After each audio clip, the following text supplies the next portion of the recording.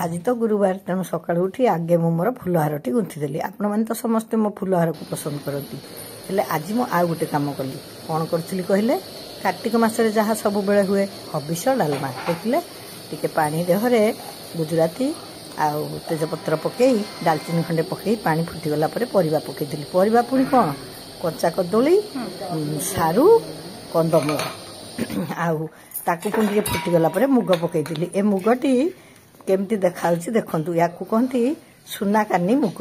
यहाँ कला नुहे टिके सागुआंसिया तेणु ये एते कला देखा जाऊनी। भल रकम फुटीगला ता देहरे हलदी आ भूल तो कहीदेली नड़िया कोरा अदा छेचा पकई पुणी टे घी पकईली। आम घर कहीं भात संगे हबिष डालमा खाया भल पाती मुझे करदेली आजे खाईदेली। मत बहुत स्वाद लगुला। आपण मानक केमती लगिला आ मो करबा प्रणाली जदि किछि भूल भाल अछि निश्चय कहिबे। अपेक्षा रे रहिली।